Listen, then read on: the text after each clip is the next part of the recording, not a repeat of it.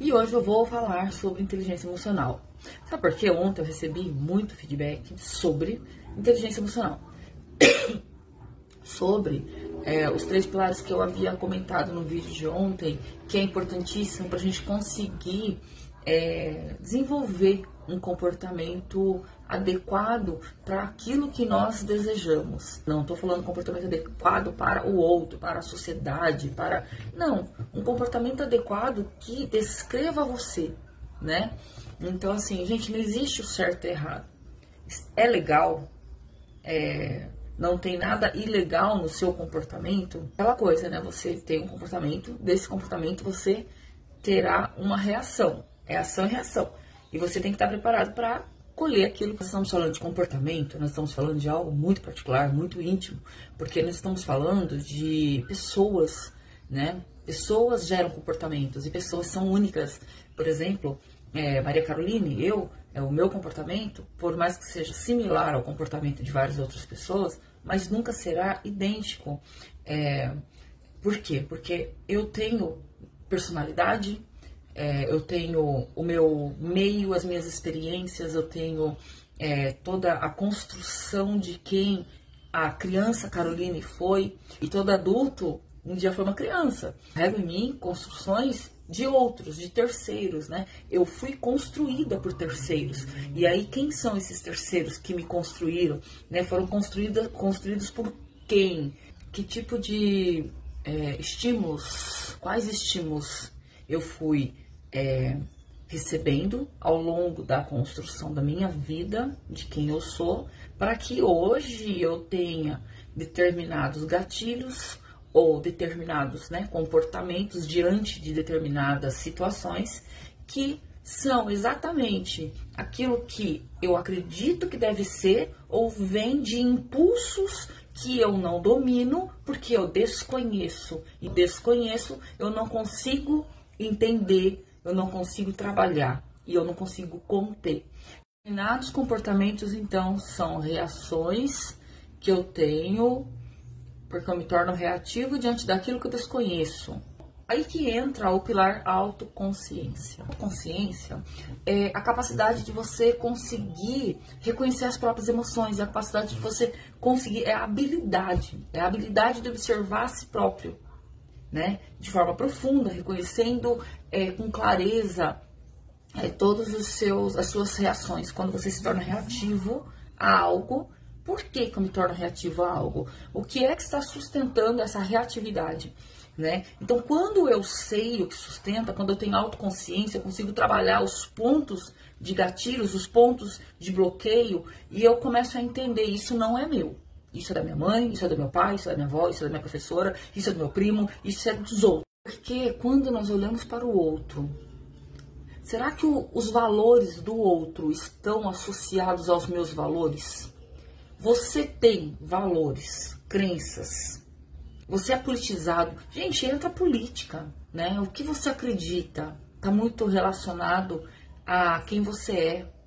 E aí, às vezes, você quer ter um tipo de comportamento que não condiz com os valores aos quais você defende. Ou você não tem valor nenhum para defender, né? Sabe, questão de religião.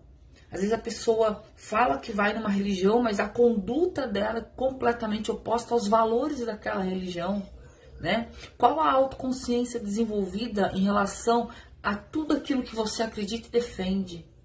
Porque se o outro não gosta do que você defende, não acredita no que você defende, pouco importa. O que importa é que o que você defende faz parte da sua autoconsciência.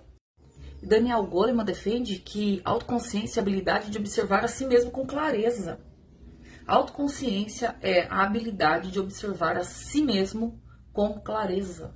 Não é você querer pensar como o outro, não é você querer andar como o outro, se comportar como o outro, mas é se o comportamento do outro fizer sentido para você diante das suas crenças, dos seus valores, da sua cultura, daquilo que você defende, e fizer claramente, eu analisei, eu pensei, eu fundamentei, a minha conduta vai continuar sendo essa. E pronto, acabou. É você saber pontuar, eu me comporto assim porque eu acredito nisso. Muitas vezes nós ouvimos, ai, você não quer mudar porque você tem a síndrome de Gabriela.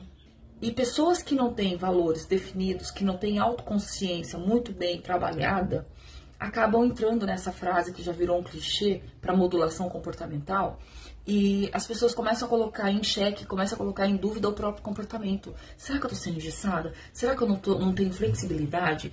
Você vai permanecer na dúvida se você não tiver estabelecido muito claramente quem você é. Se você consegue estabelecer quem você é, suas crenças, valores, o que você acredita, se isso estiver estabelecido, não é síndrome de Gabriela. É a defesa da identidade própria.